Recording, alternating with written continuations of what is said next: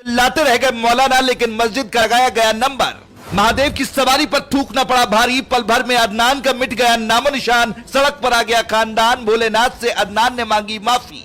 मस्जिद पर चलाया गया बुलडोजर। मजार का भी मिटाया गया नामो निशान। योगी का आया सबसे बड़ा आदेश, 24 से पहले मिशन मौलानाओं का खात्मा। अदनान को यही लग रहा था कि वो भोलेनाथ की सवारी पर थूक देगा और उसका कोई कुछ नहीं कर पाएगा, लेकिन अब बाप बाप चिल्ला रहा है और पुलिस वालों से कह रहा है, मुझसे बहुत बड़ी गलती हो गई है, मुझे माफ कर दो, क्योंकि बाबा ने आधी रात को ऐसा आदेश दे दिया जिसकी वजह से मौलानाओं की नींद गायब हो गई। अवैध मदरसों पर कड़ी कार्रवाई हुई और मदरसों को ढहा दिया गया।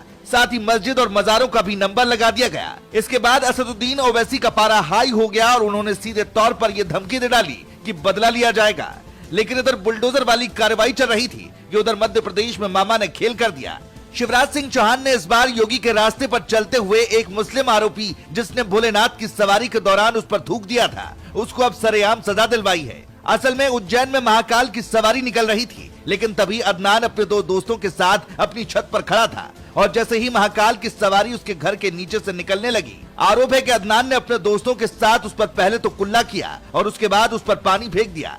लेकिन इस दौरान किसी ने उसका वीडियो अपने फोन में रिकॉर्ड कर लिया, जो बाद में सोशल मीडिया पर वायरल हो गया। बात योगी आदित्यनाथ तक भी पहुंच गई। बताया जा रहा है कि इसके बाद योगी आदित्यनाथ ने सीधे शिवराज सिंह चौहान को फोन किया और पूछ लिया कि क्या यहां से बुलडोजर भेज दूं, क्योंकि जिस तरह से महाकाल की सवारी के दौरान ऐसी गंदी हरकत की गई, योगी इस बात से बहुत ज्यादा गुस्सा हो गए और उन्होंने खुद सजा देने की ठान ली। लेकिन आखिरी वक्त में शिवराज सिंह चौहान ने उन्हें भरोसा दिया कि आरोपियों को किसी भी सूरत में बख्शा नहीं जाएगा। तुरंत वायरल हो रही वीडियो की पड़ताल की गई और पता चल गया कि कहां पर उन लड़कों ने महाकाल की सवारी पर पानी फेंका था और कुल्ला किया था। लोकेशन का पता लगते ही बुलडोजर को वहां तुरंत भेज दिया गया और इसके बाद बुलडोजर वाली कार्रवाई बिना किसी देरी के शुरू कर दी गई। देखते ही देखते बुलडोजर ने आरोपी के मकान को तोड़ दिया। जो अदनान ये सोच रहा था कि उसका कोई कुछ नहीं कर पाएगा, वो चिल्लाता रहा, माफी मांगता रहा, लेकिन उसकी कोई सुनवाई नहीं हुई। न सिर्फ बुलडोजर चलाया गया, बल्कि तीनों आरोपियों को पुलिस ने गिरफ्तार भी कर लिया। जो वीडियो वायरल हुआ उसमें साफ दिखाई दिया कि तीनों आरोपी भगवान की सवारी के दौरान एक बोतल से मुंह में पानी भरते दिखाई दिए, जबकि उनमें से एक लड़का नीचे थूकता नजर आया। यही वीडियो वायरल होने के बाद आरोपी पर बुलडोजर वाली कार्रवाई की गई। लेकिन जैसे ही बुलडोजर चलाया गया, असदुद्दीन ओवैसी की पार्टी ने इसका विरोध किया। असदुद्दीन ओवैसी की पार्टी ने कहा कि एक छोटी सी गलती पर घर गिरा देना ठीक नहीं है। लेकिन जैसे ही ओवैसी की पार्टी की तरफ से बयान सामने आया, अब हिंदूवादी संगठनों ने उसकी निंदा की और कहा कि अगर मुहर्रम के दौरान ऐसा कर दिया जाए तो कैसा लगेगा। हालांकि कुल मिलाकर आरोपियों को सरेआम सजा मिली। जिस तरह की नजीर शिवराज सिंह चौहान ने पेश की है, अब दोबारा कोई भी भगवान महाकाल की सवारी के दौरान थूकने की हिम्मत नहीं कर पाएगा। प्रदेश में सावन के महीने में इसी तरह से उज्जैन और दूसरे कई हिस्सों में महादेव की सवारी निकाली जाती है। सावन के महीने में दूर दूर से लोग उज्जैन भगवान भोलेनाथ के दर्शन के लिए पहुंचते हैं। लेकिन इस तरह की घटना सामने आई तो हिंदू संगठनों ने इसका जमकर विरोध किया। आरोपी के घर को गिरा करके प्रशासन ने अच्छा किया या बुरा, इस पर आपकी राय क्या है, कमेंट में जरूर बताएं। Bureau report. उज्जैन में महाकाल की सवारी का अपमान करना कुछ लोगों को भारी पड़ गया है। उज्जैन में कुछ लोगों का थूकते हुए एक वीडियो वायरल हो गया था। ये सभी लोग छत पर खड़े होकर महाकाल की सवारी पर थूक रहे थे।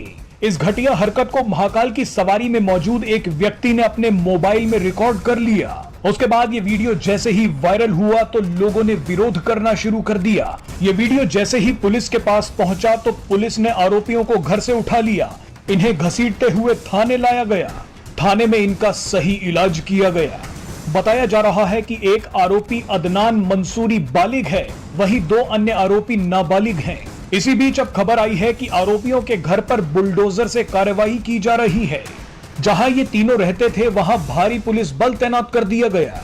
नगर निगम की टीम कार्रवाई के लिए ढोल के साथ पहुंची। पुलिस बल के साथ आई नगर निगम की टीम ने खूब ढोल बजाया। इसके साथ ही सरेआम आरोपियों के नामों की घोषणा भी की गई। जिस वक्त पुलिस और नगर निगम की टीम इन आरोपियों के बारे में लोगों को बता रही थी, उस वक्त देशभक्ति के गीत भी बजाए जा रहे थे।